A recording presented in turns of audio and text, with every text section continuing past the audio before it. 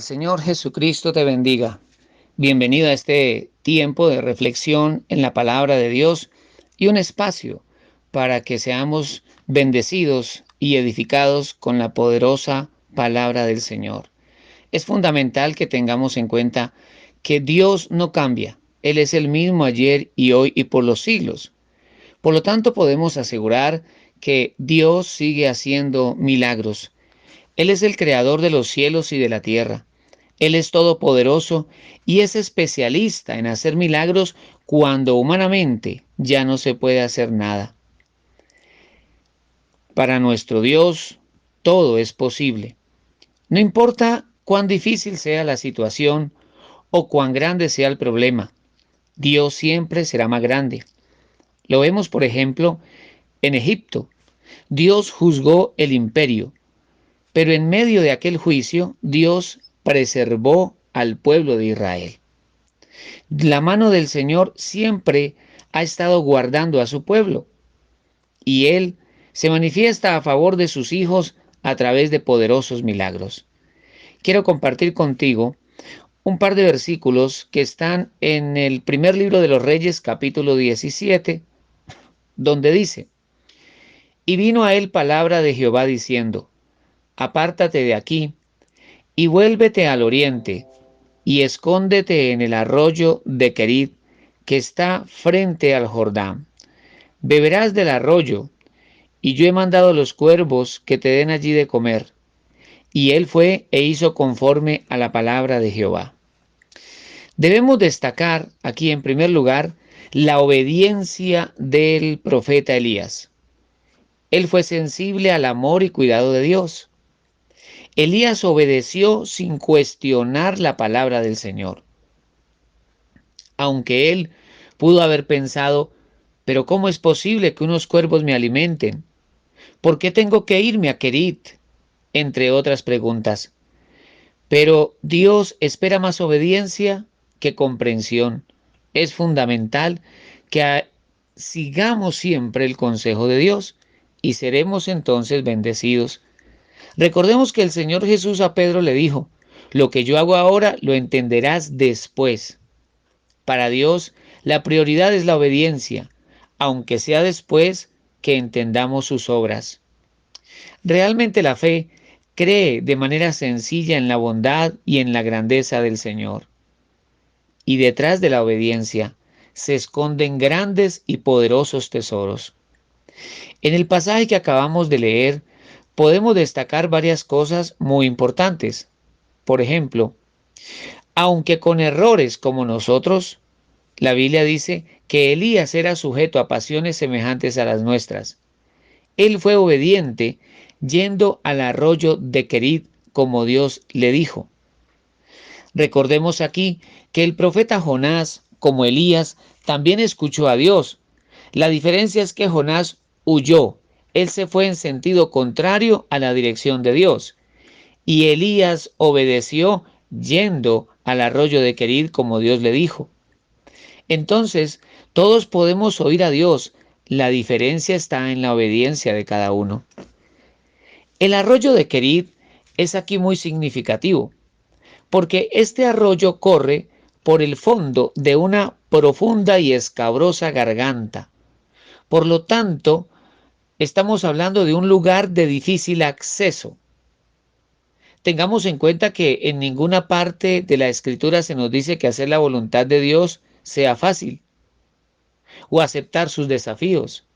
El Señor llevó a Elías a un lugar profundo en el relieve de Israel, porque también quería el Señor que allí se escondiera Elías.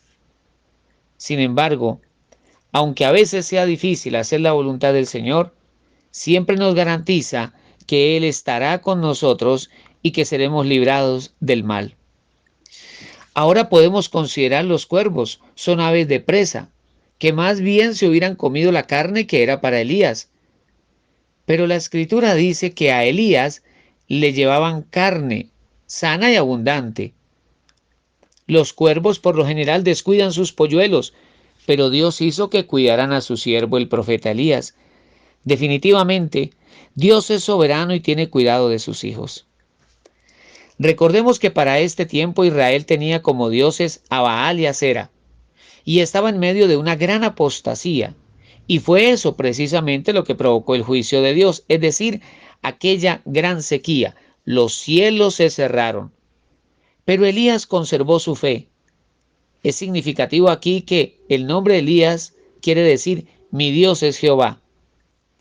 Y vemos a Dios cuidando su propósito. Dios no desamparó a Elías. La sequía vino sobre la infidelidad de Israel, pero su bendición sobre los fieles. Algunas veces Dios, entre comillas, nos incomoda para llevarnos a nuevos niveles de fe, de revelación y de bendición. Pues la Escritura nos dice, pasados algunos días se secó el arroyo, porque no había llovido sobre la tierra.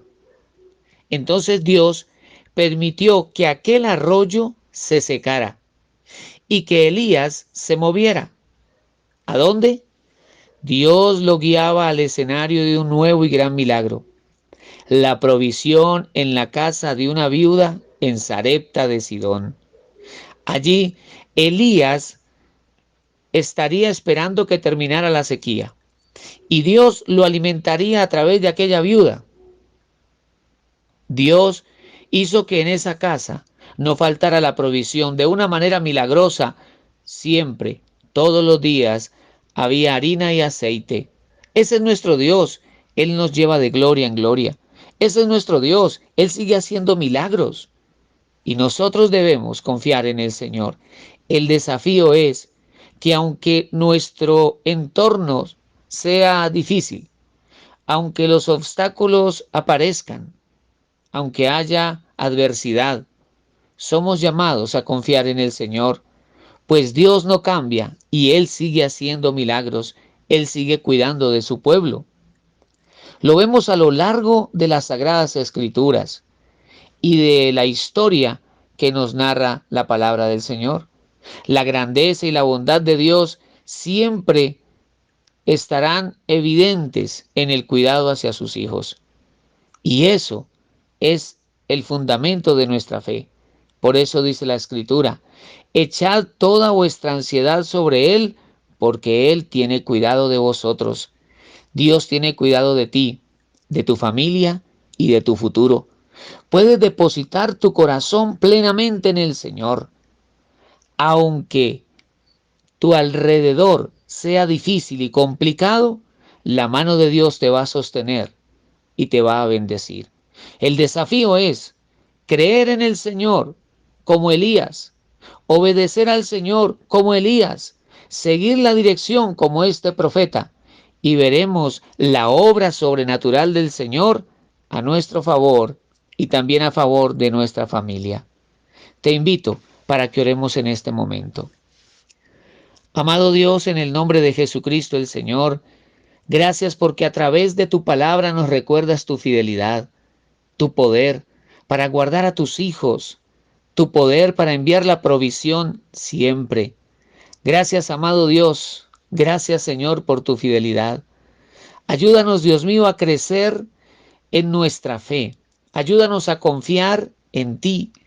Ayúdanos, Señor, a depositar toda preocupación en tus manos, sabiendo, Señor, que nuestro socorro viene de ti. Ayúdanos, Dios del cielo, a descansar en ti, a confiar en ti.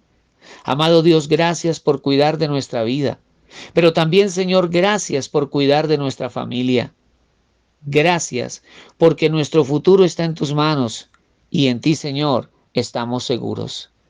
En el nombre de Jesucristo. Amén. Dios te bendiga y hasta una próxima ocasión.